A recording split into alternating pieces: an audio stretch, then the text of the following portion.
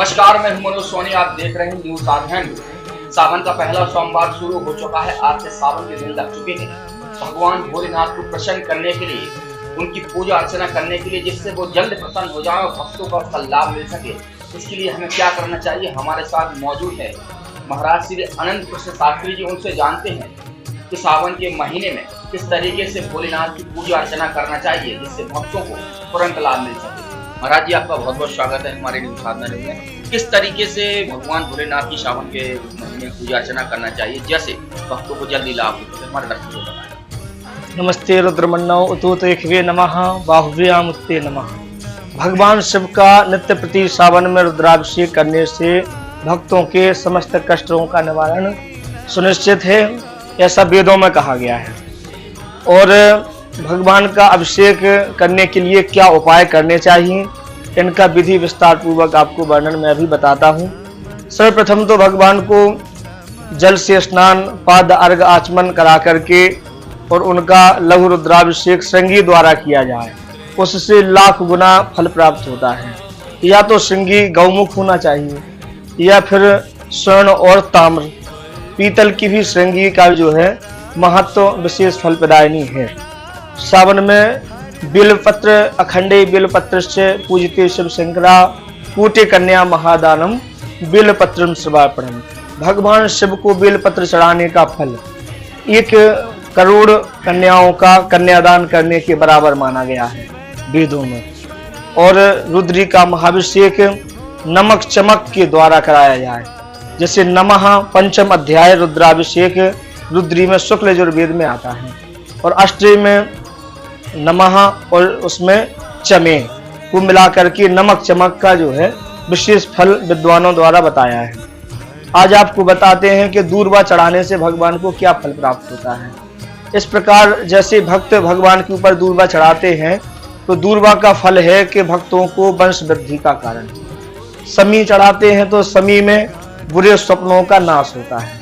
इस प्रकार से भगवान को सभी विशेष योग्य पदार्थ, नैवेद्य, फल इत्यादि चढ़ा करके तुदीयम वस्तु गोविंदम तुभ्यमेव समर्पयेत्। ऐसा नहीं है कि भगवान प्राप्त नहीं करते।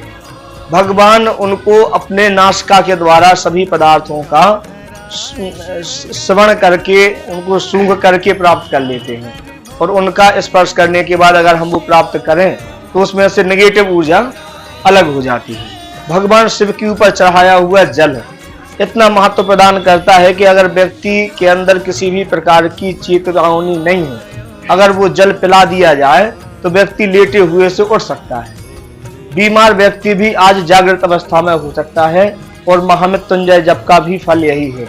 व्यक्ति अगर शेषशैया पे भी लेटा है, मृत्यु के निकट है, और महामृत्युंजय जप करा दिया जाए, भगवान शिव का रुद्राभिषेक करा दिया जाए, वो व्यक्ति, उस व्यक्ति को हमेशा के लिए अभयदान प्राप्त होता है। सावन के महीने में लोग पूजा अर्चना करते हैं, तो किस तरीके से पूजा अर्चना करना चाहिए जिसमें भोलेनाथ जल्दी प्रसन्न हो जाते हैं। भगवान भोलेनाथ जी को नमक चमक द्वारा अभिषेक किया जाए, और नमक चमक द्वारा अभिषेक करने के पश्चात 4 पहर की पूजा भी बताई गई है, जो श्री मानस। हमारे भक्तों को ये बताएं, नमक चमक का मतलब क्या होता है, किस तरीके से। नमक चमक कहलाता है अष्टाध्यायी शुक्ल यजुर्वेद की संहिता में 5वें अध्याय में नमः कहता है। जैसे नमः शंभवाय च मयो भवाय च, तो जी अष्टम का हो गया।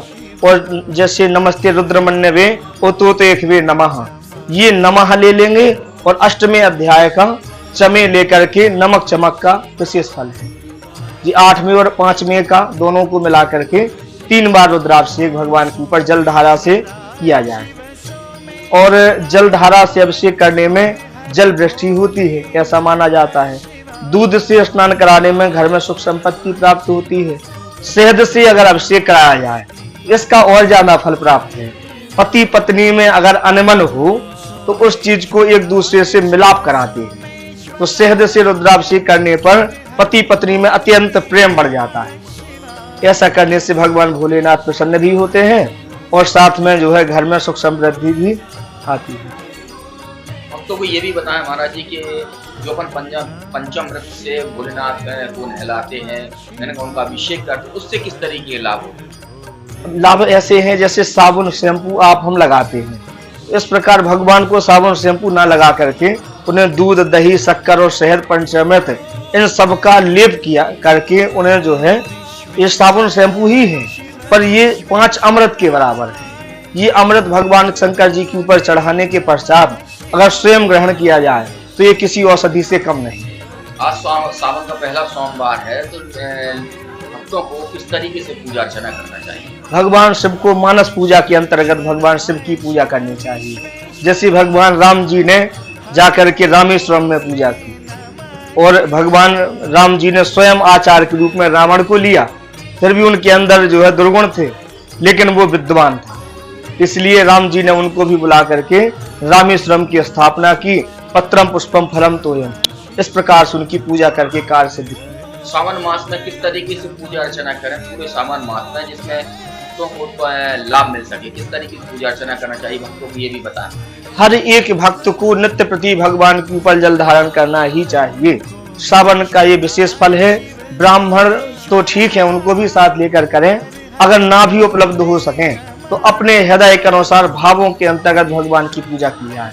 भगवान को किसी भी पदार्थ से कोई मतलब नहीं, भगवान को केवल जो है पत्रम पुष्पम फलम तोयम तो में प्रक्षति, जो भी उपलब्ध हो जाए उससे भगवान का पूजन करें और लाभ प्राप्त करें।